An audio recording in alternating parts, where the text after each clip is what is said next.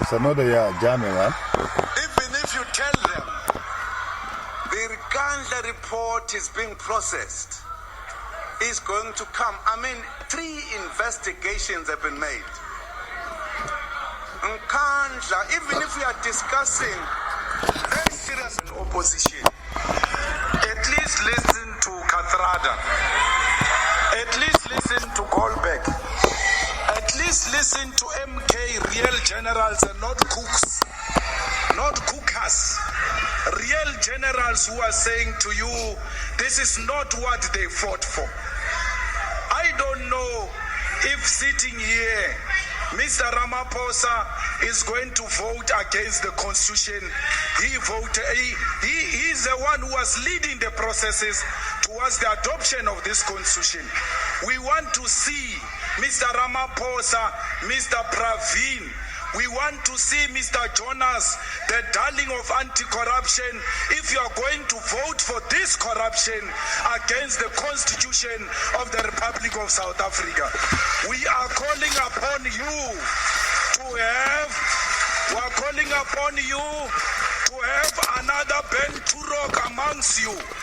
Another Ben Turok who's going to vote against a mob. It is better to stand alone and stand for the truth. Stop thinking through your stomachs. Use your brains to think.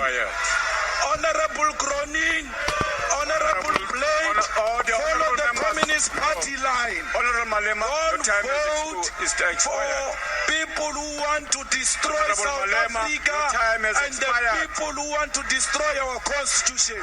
Without the Constitution, we are finished. Zuma and the ANC want to convert South Africa into a banana republic. But you must be guaranteed, all of you, the yellow lot, you will never destroy South Africa in our presence. The EFF will defend this country. Switch off this microphone. His microphone was switched off. You know who he was talking to? He was slamming both the opposition party. You keep quiet, miss. Shut up. He was slamming both the party in power, the ANC, that Mr. Zuma is not representing the real black people, ANC, who fought for the freedom of South Africa. And at the same time, he's also giving it to those opposition parties who pretend to be opposition parties who are colliding or who are helping Mr. Zuma in his wrongdoings. He is telling them, for them to start thinking with their heads, not to stop thinking with their stomachs. That makes perfect sense. Yes, African politics, as long as corruption is rampant, decency is seen as a crime in Africa, Africa will never develop. As he said, every African leader would embezzle, steal African money and invest it in the West. And those same people in the West will be calling us savages. We're fighting among ourselves in the West to develop the West. Hence, people are dying on a daily basis in our streets, back home in Africa. Everywhere. Those people calling the West whatever name they want to call them, or those people who have stolen our money, the so-called building our education system and our health services, don't even believe in our health services.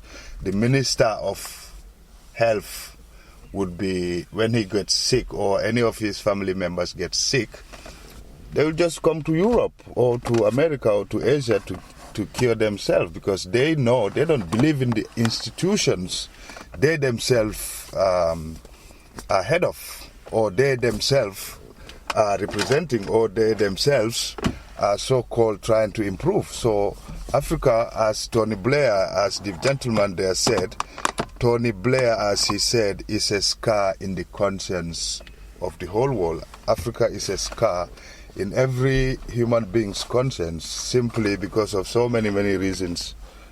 We can blame it upon slavery, blame it upon colonization, blame it upon unregulated trade policies. We can put it on whatever you want to put it. You can put it on the lack of maybe implementing technology in the 21st century as other continents, but whatever you might try to put it upon, we all know the truth. It's rampant corruption and unchecked corruptions. You know, anyone who comes to power, let's take the example in the Gambia. Yahya Jammeh thinks Gambia belongs to him, you know. 22 years ago, he has nothing in his bank account. He was nobody. He was never heard of. He came to power, and now he's forgotten his past. He's calling himself professor, doctor, all those titles, because he would love to have those titles in real life, but he never had the opportunity to have them. As now he's the head of Gambia, that he took Gambia 22 years ago. He killed all his collaborators, all his close friends, all those people who helped him to put him in power. He killed all of them. He eliminated all of them. He exterminated all of them. And what he's doing right now, he's kind of blinded by power. You know, he got drunk by power. It happens. It happens. You can't hear. When you get stoned by power or tipsy by power, you got tipsy by power, you can't hear, you can't see, you won't listen to no advice. Because Yahya Jammeh is standing and saying the United Nations, Human Rights Watch and Amnesty International and Ban Ki-moon are all bunch of liars. It's all on record. It's all recorded. So what does Yahya Jammeh believe in? He says all the time he believes in Allah. He doesn't even understand when the way he pronounced the name of Allah is not even smooth. It needs to be smooth if you know what you're saying. It needs to be smooth. You know what I mean? Yahya Jammeh, the way he says any name of Allah, I would say the 99 name of Allah, whatever he says, it's not smooth. Even when he says Astaghfirullah, Auzubillahi Minash Shaitanir Rajim. When he's saying that, it's not smooth. You can tell this person is not used to saying what he's saying. So therefore, Africa will remain as long as we don't get rid of people like Yahya Jammeh. People like Jacob Zuma. Hence those people are leading our countries. Africa will never develop. And until we stop stealing from ourselves, Africa will never develop. Yeah. Because that's basically stealing from yourself. Stealing from yourself. Oppressing your people, killing your people, taking the law in your hands, being the head of state. Yeah, you might have the executive order or whatever, but still, the rule of law and the constitution and the laws of that country should still upstand. They still be in use. They should still be in use. They shouldn't be ignored. For what reason? For whatever reason, they should never be dissolved or unapplied. So therefore, people like Jammeh, they're Satan. That's why every single time when he's talking, Auzubillahi Minash Shaitanir Rajim, he is that Satan himself. Yahya Jammeh is the Satan. The more prosperous President Zuma becomes, the more... Here's the thing though, the more prosperous President Zuma becomes, the more obvious his failures are, and the more the ANC plays the race card to deflect legitimate criticism. Racism is evil and we must condemn it. But it cannot be that if you are white and you don't agree with the ANC, you are called a racist. And if you are black, you are called a sellout. These are hateful insults in the context of our history. They are designed to diminish the ANC's opponents. What the ANC doesn't get is that every time it plays the race card and labels its opponents as sellouts, it diminishes in its own stature. How can it be, honorable members, that an organization that produced the likes of Oliver Tambo, Walter Sisulu, Nelson Mandela has been reduced to President Zuma? How can that be? In fact, the ANC likes to call us sellouts because they don't see that slowly but surely the people of South Africa are beginning to realize who the real sellouts are. Because in fact, a sellout is a person who puts his interests before the struggle of his people. A person who secures an advantage for himself in other people's suffering. To deny an advantage for himself in other people's suffering. South Africa are beginning to realize who the real sellouts are. Because in fact, a sellout is a person who puts his interests before the struggle of his people.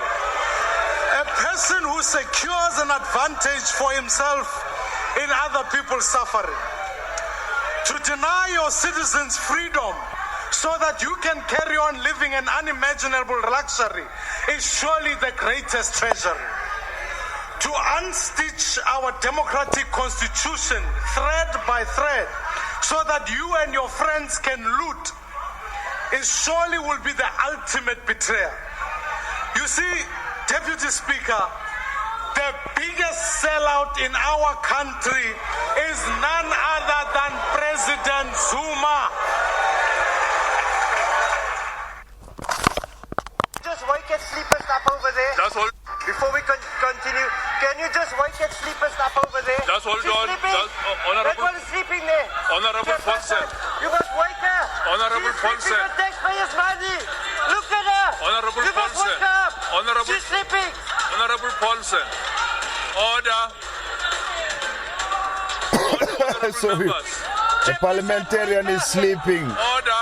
during the session and he is sleeping on taxpayers' money. It happens everywhere in the Gambia, in all parliaments in Africa. Honorable Paulsen. Order. Order, honorable members. Wake up. Stop sleeping, wake up.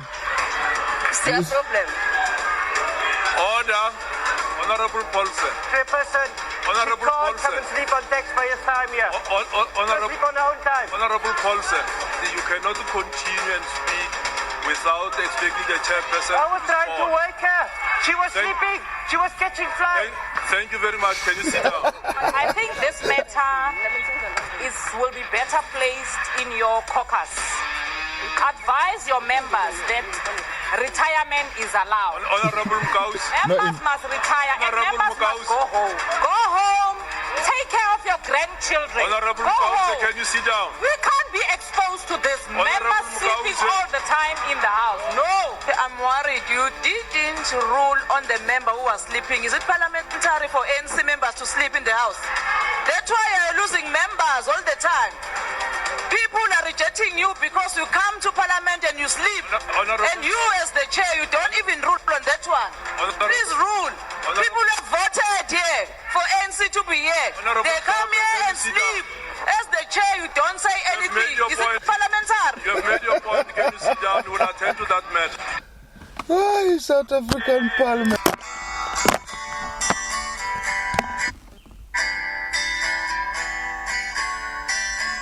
Don't you know we're talking about a revolution sounds